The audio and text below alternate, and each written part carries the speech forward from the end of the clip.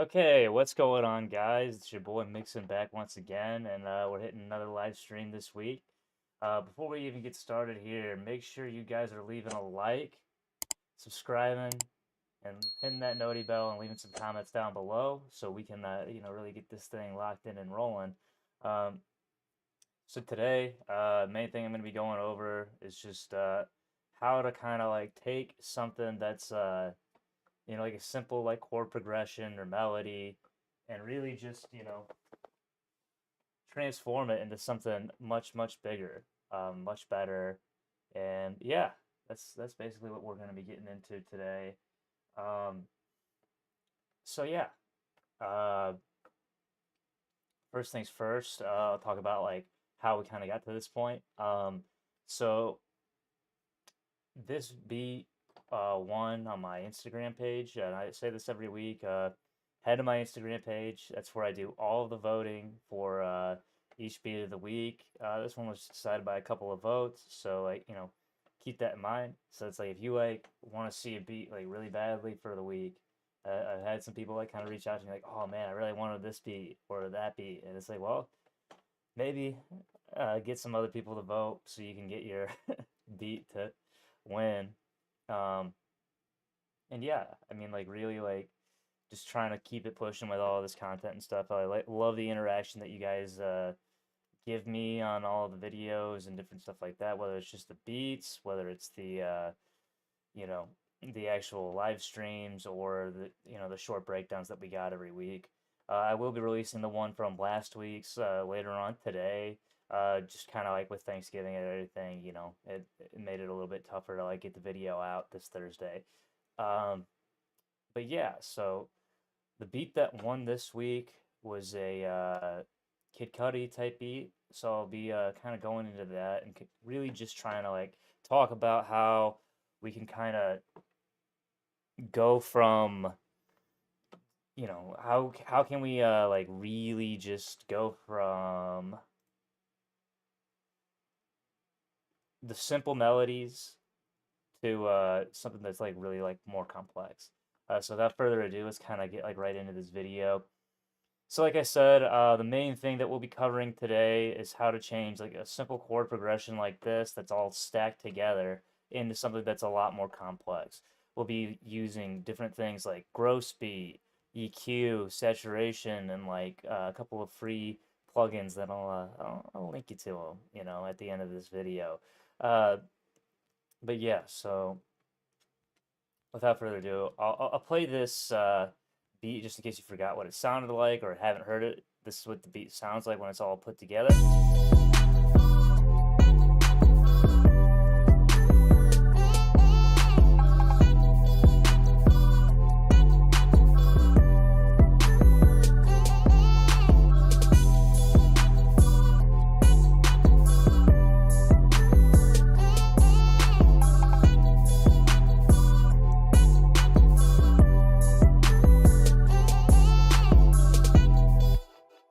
Okay, so you kind of get the idea of what this beat is, what it's gonna be. Um, yeah, so first things first, we started off with this really, really simple chord progression. So we're in the key, let's see here. I think we're in E minor here. So it goes E, G, B, so that's the one chord. We go to the two, the three, and back down to the two.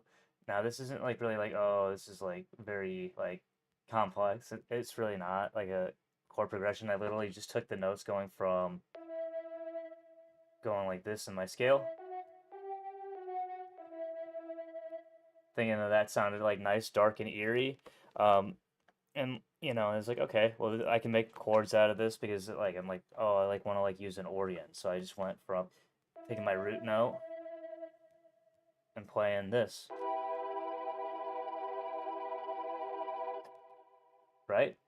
And then we go up to F sharp.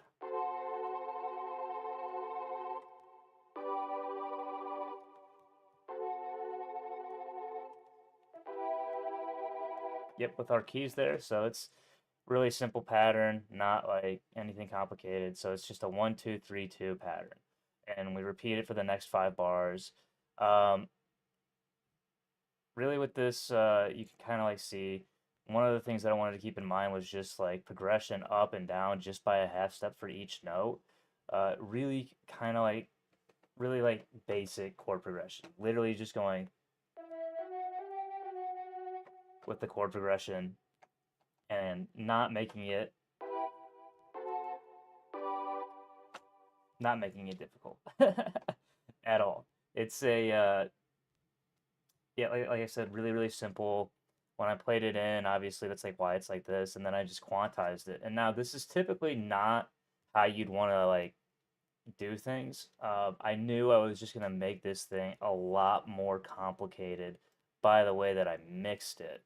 So starting out with like no effects, right? We'll turn off all the effects on the mixer track here. Um, so so it was like this.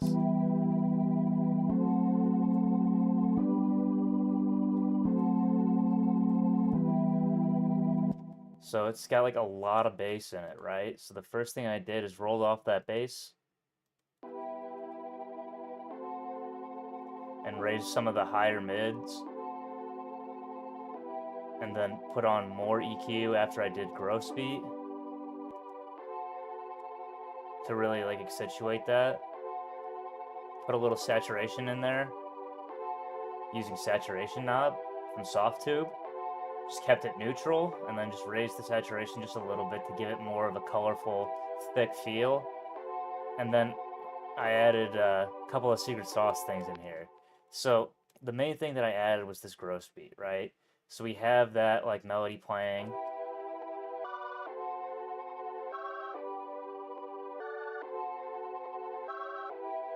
And now with this like thing, it's basically doing like a reverse sound and a quick speed up at the end.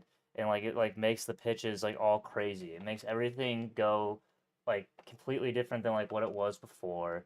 And everything just is like moving around in a different, unique way. So like what we got with this, really, it's like okay, so it's going back in time, so it's going like normal.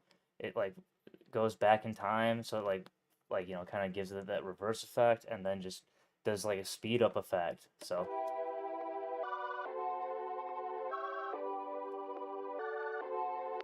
and that's already making it sound more complex.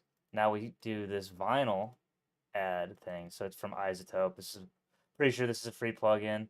So you just like added some warp on it to make it sound older, and like put like dust in there and change the waveform. So I switched it to the year 1970, the RPMs. So it's like basically playing like on a vinyl player. It's like, okay, so it's gonna go like this. Like how much dust do I want to put on there? It's like right here. I put like a lot of dust in there, and like how loud that dust was. So just so you can hear it. Like how often does it pop, right? Um, and it's basically doing this waveform every time it pops, and it's like adding like glitches and pop to give it like more of like a retro sound. So you got pops in there, different like time patterns, and like how it's like morphing together. So with this, like with this melody, we started off with something that was like way simple, right? We have 3 chords that we're making this thing with on a sound that, I mean, like without any of the sounds in there. Nothing special, right? Maybe even sounds like an incorrect sound, like okay, like I probably would never use this, but what you can do with like some studio magic here is when you click everything back on.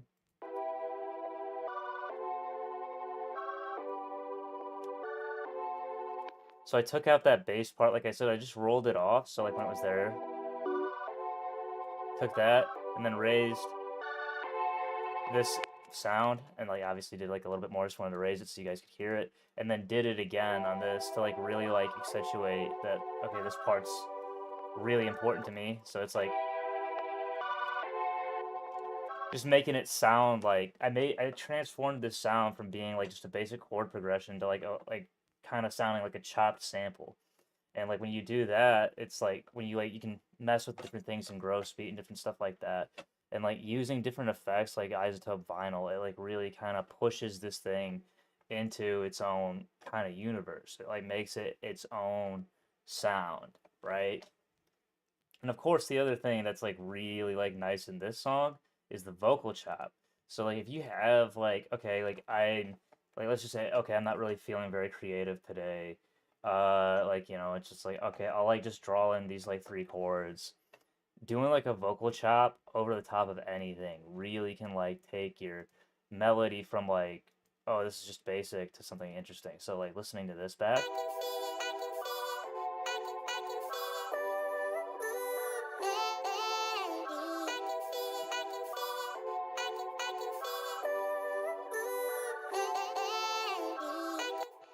So this chop comes from like arcade. So I basically like had the like different sounds loaded up. So I think it's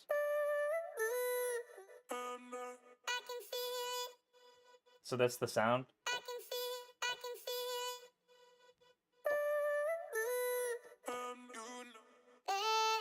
Okay, that was.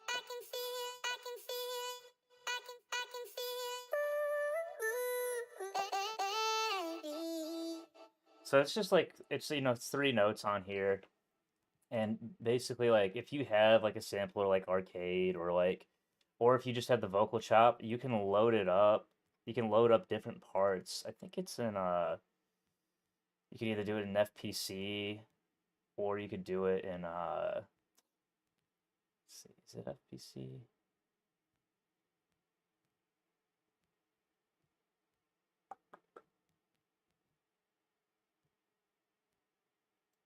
Or Fruity Slicer. You could do it in Fruity Slicer as well. So if you have maybe I'm thinking of maybe it's I think it's Slice X is what I'm thinking of. Hold on here. I'm getting my plugins mixed up. So let's see. Slice X. So yeah, Slice X. So you can load, like, let's say I just drag in here, and I could set the different markers to different like piano keys. So you can see like right here, it's like all right here. So in Slice X, you can kind of just like take your sample. If you're not like using like Arcade or something, obviously, you can just take your sample, click it in, move it in there, and then chop it up by like saying, okay, I want marker 2 over here. And then you can make it however long you want, and then change where marker 3 is, or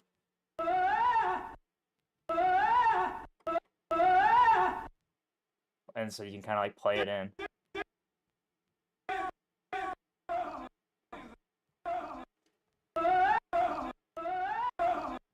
Kind of like that. So I'm just playing two keys, and then it's just like how Arcade is basically. You just like can make your own samples in there and chop it up that way.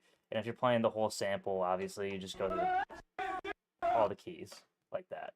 But that's how you can kind of chop that up. You can do that in FPC or in Slice X. Either way is good. So like with FPC, you can just drag a part of the sample you like on the drum pad and like link it to the where it is on the keypad, right?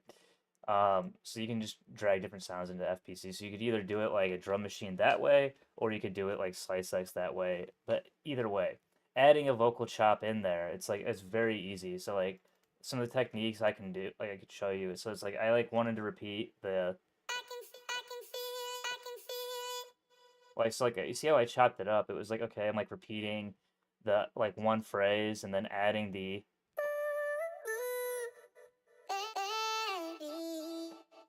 so it's like I've really got like three like kind of voices in here, but like chopping it up in this way, it makes it like a completely new sound. Everything's kind of different with it, and it's like, oh, this is just like actually like its own thing. And then on top of already the chord progression that I have, right? So it's like now we've got like a whole cohesive sound that sounds like, it's a little bit different. So like you're starting with like the most simple of a melody. Like I literally went from here literally the first three notes of a chord, and I made it into a whole song. Like that's all you need. So it's like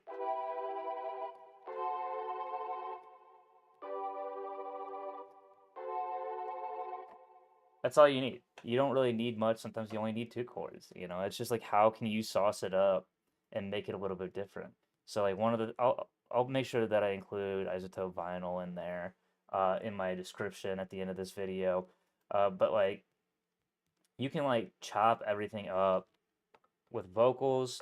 You could just like if you're just like, hey, I can just click in these chords, I can mess around with it in gross beat, and then everything's gonna be cool.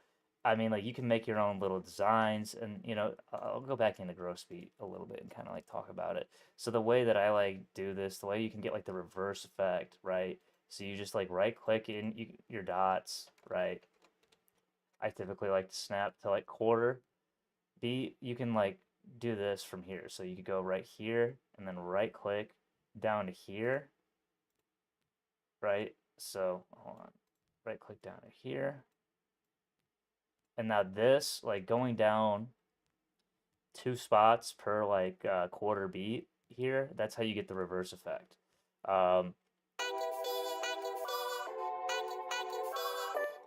and like you can obviously change it and stutter it up with every bar, but like like right click is how you add your points. Control Z, Command Z, you can get rid of it.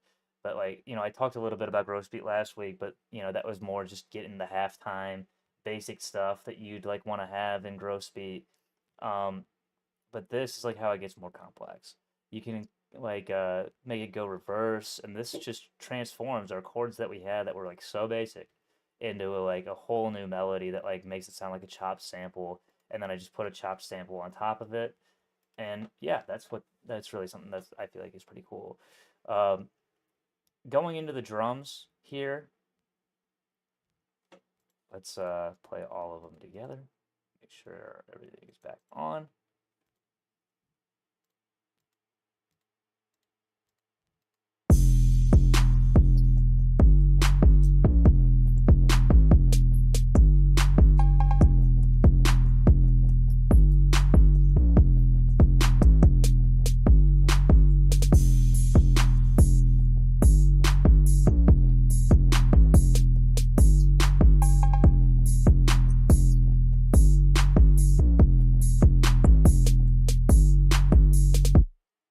So what I did here with the bass, I like made sure first of all that I went in here into my audio editor, make sure that it's in range, it's already on C, make sure my root note is there, already on C, and then I just followed basically what my root notes were. So I went E, E, E to F sharp, to A, back to E, E. I just made sure that basically all of these were still in key with what my notes were, right?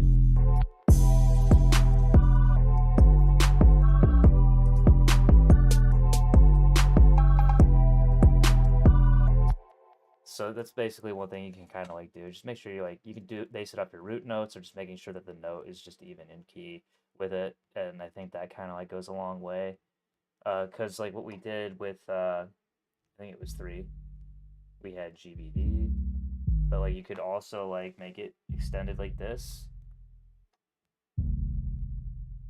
and then it's a seventh chord that has it, and it sounds good. It's like making sure everything sounds good, and keeping it like within like tune of your chords is like the basic thing you do with bass. Kick, I just like engaged it with my 808. Just cranked up that velocity, as you can see here, all the way. It just makes it hit harder for one. Um, Not always. Sometimes you don't need it that bad, but like a lot of my kicks, I feel like that's like the best way I can get something out of it. Clap, nothing special, just hitting every other beat.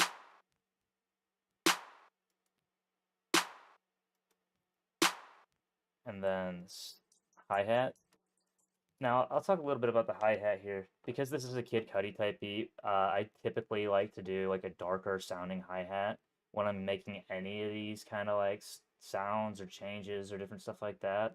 I like using the darker hi-hats because I feel like that's what Kid Cudi utilizes, like especially like if you go on Man of the Moon 3 or like, you know, any of those more recent things. He's going for more of that darker vibe, you know.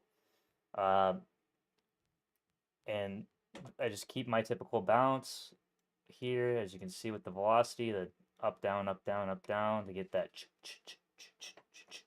bounce to it that we always have. Then I'll go into my snare, just adding like a little accent on top of the clap so it's not so basic. Added a little cowbell, a little crash just to keep it open. And at the end of the first 8 bars of the whole of the hook, I made sure that I had my open hats there. And I always do that just because I like to with my open hats, I like doing that to like at the end of the 8 bars, just so I can make it sound a little bit different, and it makes it sound like the beat's progressing throughout the hook. And I think that's just kind of like a nice technique that I like to do. So I'll play the beat one more time.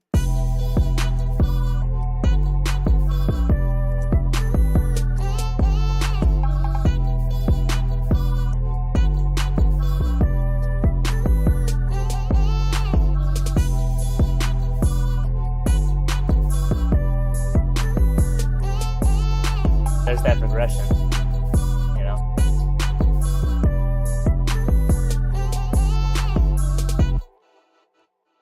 And now we'll kind of go into the song structure here. Okay, so I started off with a 16-bar intro, 16-bar hook, 24-bar verse, 16-bar hook, and then a 16-bar outro. One thing I'll say, like I always say, making sure you're going through the verse and you're really like trying to like take things in and out and bring them in slowly, like bringing back that hi-hat at that time. I feel like was a good move.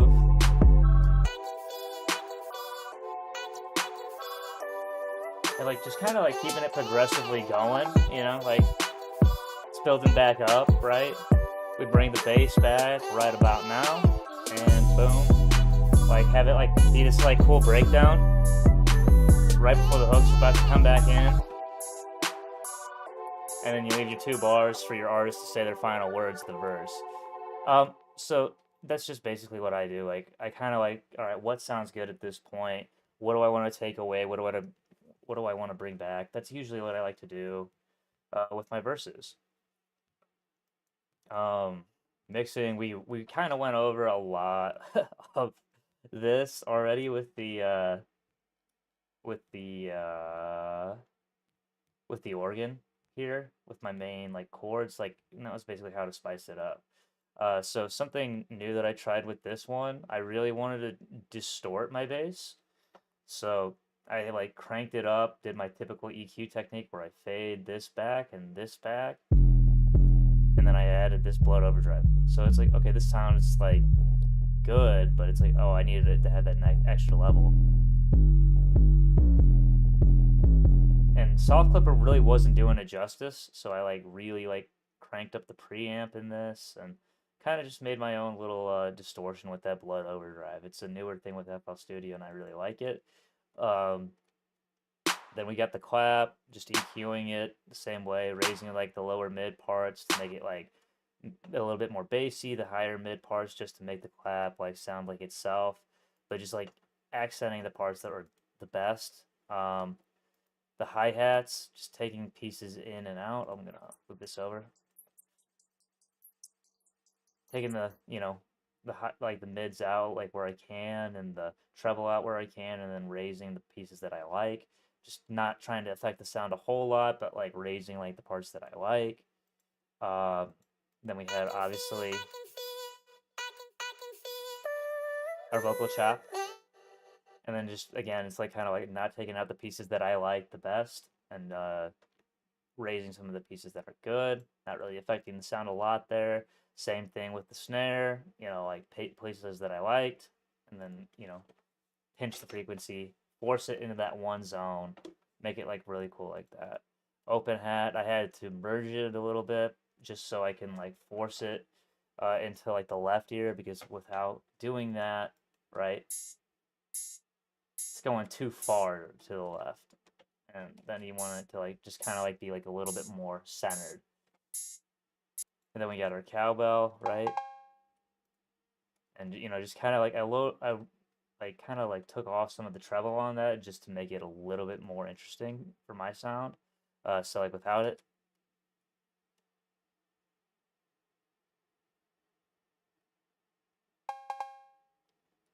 versus with, oh, kind of like click over to it.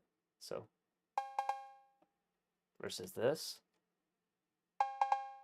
So it kind of like made it sound more like a background noise, and then obviously like we have our crash that we have had. Um, yeah, that's the basic stuff that I went to. I'll kind of go into like a little recap over this though.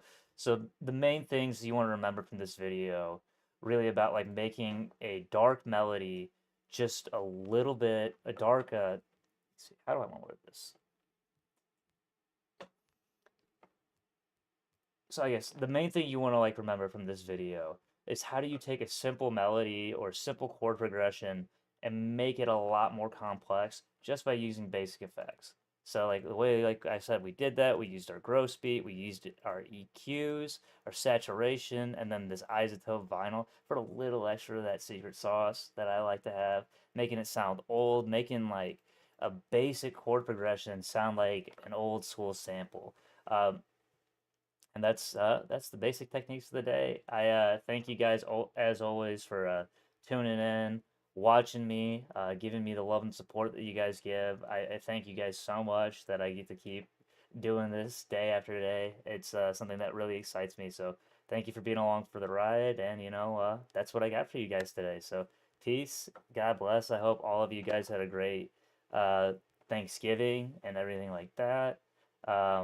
And one more time for me, guys, please run up those comments. Run up that hit the like button, subscribe, noti bell, and drop a couple of comments down below for your boy. Come on, let's grow this thing. Thank you guys so much for coming in, like I said, and that's it. All right, peace. God bless.